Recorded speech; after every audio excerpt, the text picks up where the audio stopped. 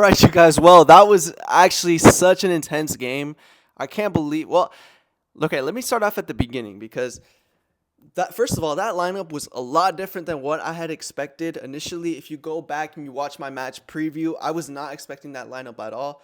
I was expecting them to line up how they did against Elche, and to be honest, I think it was good that Hansi Flick, made a little bit more rotation. Obviously, he started Cancelo on the as a right back, and I don't think he played that bad, but I also don't think he played that well. Obviously, he got that yellow card, which when I initially saw it, it was obviously a yellow because he didn't even touch the ball. He got late to the tackle, but I just hope that is not a trend and that it's just something that happened one time, because I do not want to see Joao Cancelo continuously get yellows, because obviously that's just not what we want to see. Barcelona has a history of getting too many cards and that affecting the game. So, Joao Cancelo, I don't know what I would give him as a rating.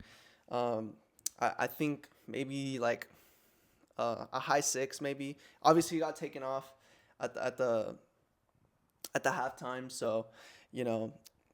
But overall, I can't really say much good about him. He did a couple good link up plays with Lamine Yamal, but let's start talking about what exactly I expected from this team. And I expected this team to be able to create a lot more chances, especially in the first half, or at least finish the ones that felt like they were finishable. Like the first chance Barcelona had in the game was Lamine Yamal crossing it to Marcus Rashford, and oh my gosh, my light is about to fall. Lamine Yamal crossing it to Marcus Rashford, and then Marcus Rashford plays it to Lewandowski, but it was behind him. Obviously, that's going to be a hard, chance to finish. But overall, I'd say the first half, Lamine really stood out. Also, Danny almost stood out to me. I think he had a good first half. The second half, it was a bit iffy. A couple bad passes, a couple bad link-up plays.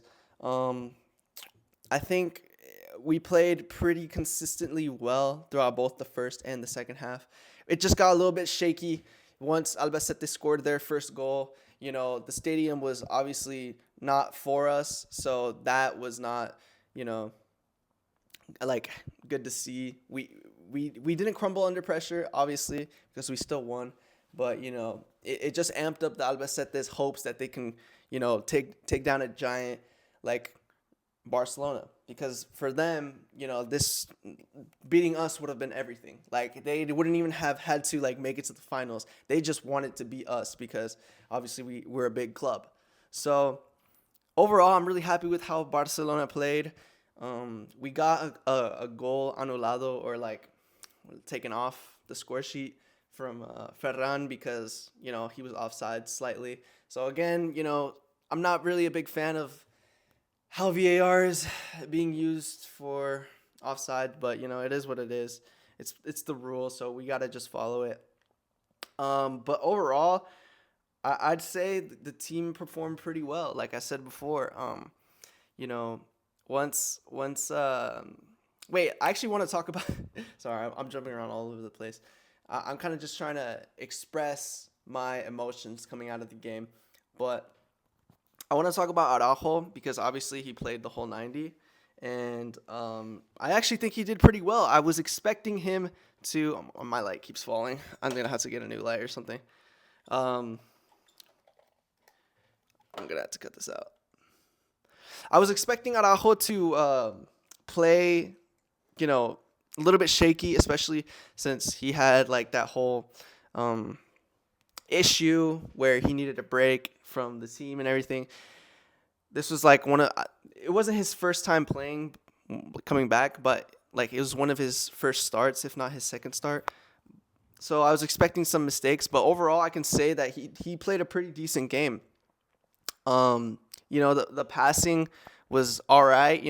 He had a couple one-on-ones, and before he came off, I don't think he got injured because he was gesturing like he was injured or like he wanted to come off. I think he was just tired from playing a full, I guess it wasn't a full 90 like I said, but it was like probably like a full 80-ish, 79th minute. But yeah, One other player that stood out to me was Fermin, bro.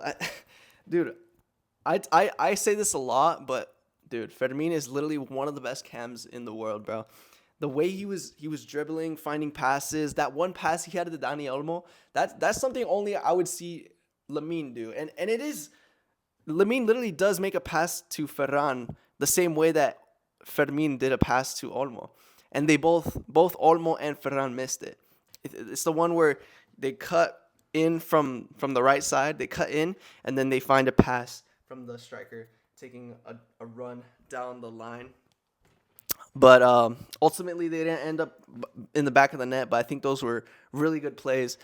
And yeah, Lewandowski, you could just tell that the age is starting to get to him. Like even from the beginning, he was trying to like get a couple fouls called on him while they were like pressing him and stuff because he just doesn't have the mobility like he used to have anymore.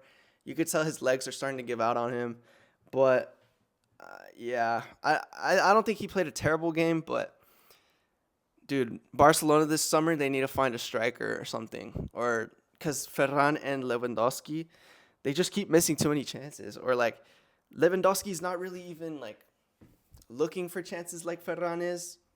I don't know. It's going to be difficult to find a striker in the summer, but you know, we have to work with what we got, and I think we have a pretty solid team. Obviously, we keep conceding. This is like, obviously, we conceded against Elche, and now we're conceding against Albacete, a second division team. We don't like to see that, obviously, but hey, this team knocked out Real Madrid, and at least we survived against them. So obviously, we're doing something right. But yeah, big ups to Albacete or Albacete. I keep saying Albacete because I keep mixing Elche and Albacete, but big ups to Albacete. I think they played a pretty decent game. They kind of just sat back for a lot of the time, just soaking up pressure from Barcelona because obviously that's how teams play against Barcelona because they do not want to open up in the back because Barcelona will expose them. But they sat back, they moved the ball around sometimes if like just try to do quick counters.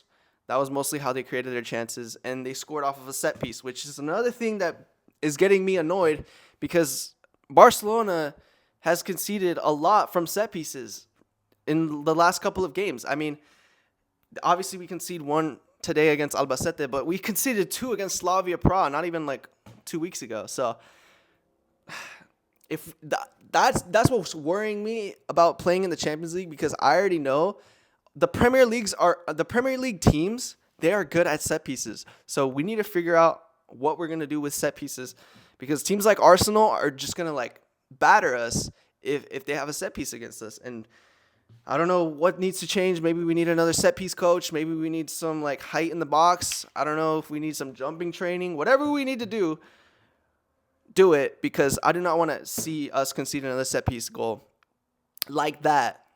Something that's, I feel like, pretty easily defended. I mean, he did a flying header and he scored in the back of the net. But oh my gosh, I didn't even get to like the craziest part. That's totally slipped my mind. Speaking of diving headers, Gerrard Martin's diving header clearance, bro.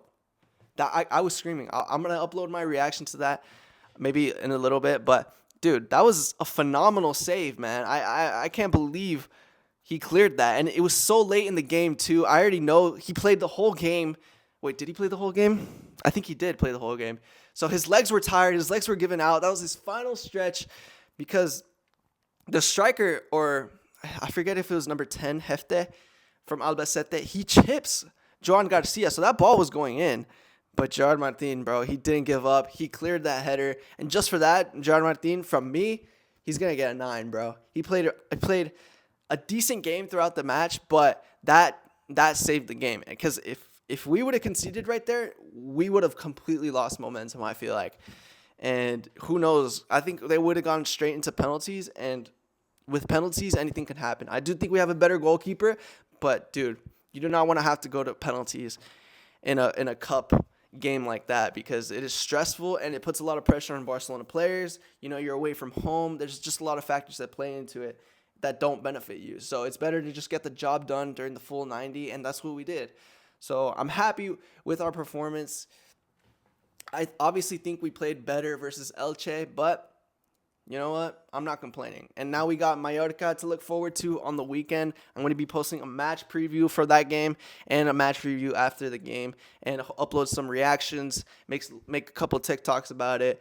But yeah, as far as a review for this match, Albacete, I don't really got much else to say. I hope you guys enjoyed this video. Please like and subscribe. This is my second video covering Barcelona. I hope to get this out to you guys as soon as possible. But without further ado, take care and peace.